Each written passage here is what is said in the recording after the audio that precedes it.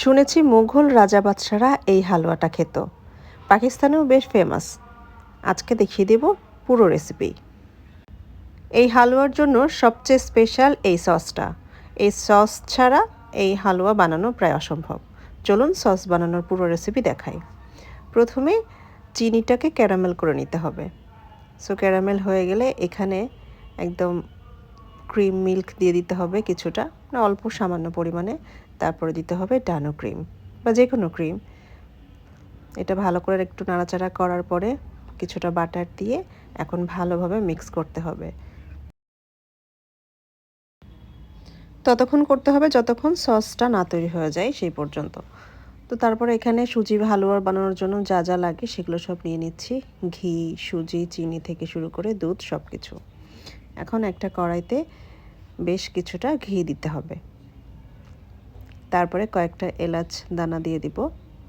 এরপরে কিছুটা সুজি, এক বাটি মতো আমি সুজি নিয়েছি, আপনার পরিমাণ মতো আপনি নেবেন। সুজিটা যখন ভাজতে ভাজতে একটু ব্রাউন কালার এরকম চলে আসবে তখন দিয়ে দিতে হবে দুধ। দুধটা অনেক বেশি দেওয়া যাবে না, আবার অনেক পাতলা যেন না হয়ে যায় সেদিকে খেয়াল রাখতে হবে। যেন একটা থকথকে ভাব আসে সেরকম পরিমাণে দুধ দিতে হবে। তারপরে কিছুটা পরিমাণে চিনি দিয়ে দিয়েছি আর অল্প সামান্য লবণ। যেহেতু ওখানে আমি সসটার মধ্যে আমার চিনি আছে, তো সেই জন্য এখানে অত বেশি চিনি দেওয়ার প্রয়োজন নেই। বেশি মিষ্টি হয়ে গেলে খাওয়া যাবে না।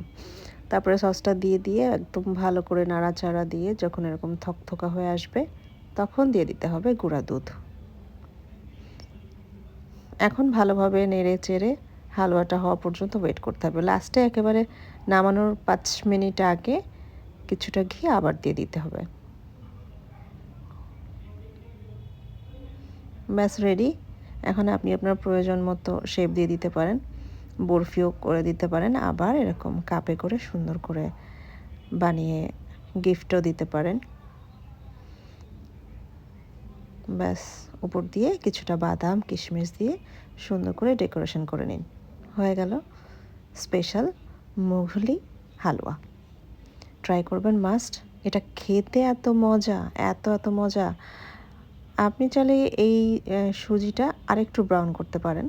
আমি অতটা বেশি ব্রাউন করিনি, তবে করলে ক্ষতি নেই। যাই হোক, এই হালুয়াটা এত মজা করে খেয়েছে আমার বাসার মানুষজন। আমার বাচ্চা মিষ্টি পছন্দ করে না, কিন্তু সেও আজকে খেয়েছে। আপনারাও ট্রাই করবেন, অবশ্যই ভালো লাগবে।